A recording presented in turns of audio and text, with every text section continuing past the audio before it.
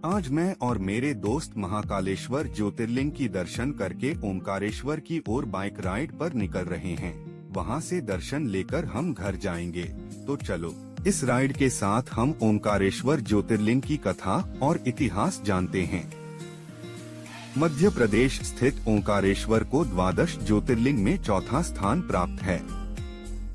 आइए जानते हैं इस दिव्य ज्योतिर्लिंग की पूजा का धार्मिक महत्व और लाभ। मध्य प्रदेश के इंदौर से करीब 80 किलोमीटर दूर नर्मदा नदी के किनारे एक ऊंची पहाड़ी पर स्थित है ओंकारेश्वर ज्योतिर्लिंग। पहाड़ी के चारों ओर नर्मदा नदी बहती है। ये ज्योतिर्लिंग ओंकार यानी कि ओम का आकार लिए हुए है। इसी वजह से इस ज्योतिर्लिंग को ओंकारेश्वर नाम से पुकारा जाता है।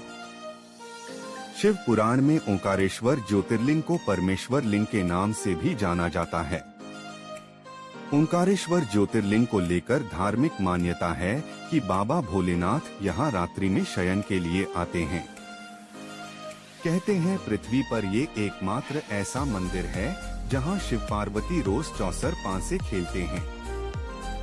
रात्रि में शयन आरती के बाद यहाँ प्रतिदिन चौपड़ बिछाए जाते हैं और गर्भगृह बंद कर दिया जाता है।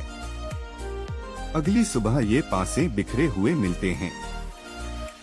आश्चर्य की बात है कि जिस मंदिर के भीतर रात के समय परिंदा भी पर नहीं मार पाता है, वहाँ हर दिन चौपड़ बिखरे पाए जाते हैं। एक किंवदंती कहती है कि इक्ष्वाकु वंश के सम्राट मांधाता के 2 पुत्रों ने कठोर तपस्या की और भगवान शिव को प्रसन्न किया, जिसके कारण इस पर्वत को मांधाता पर्वत कहा जाता है। और भगवान शिव स्वयं एक ज्योतिर्लिंग के रूप में प्रकट हुए। एक अन्य किंवदंती कहती है कि विंध्य पर्वत ने विंध्य को अपना निवास स्थान बनाने के लिए कठोर तपस्या करते हुए भगवान शिव से प्रार्थना की। कुछ लोग कहते हैं कि यह मेरु पर्वत से भी ऊंचा हो गया था।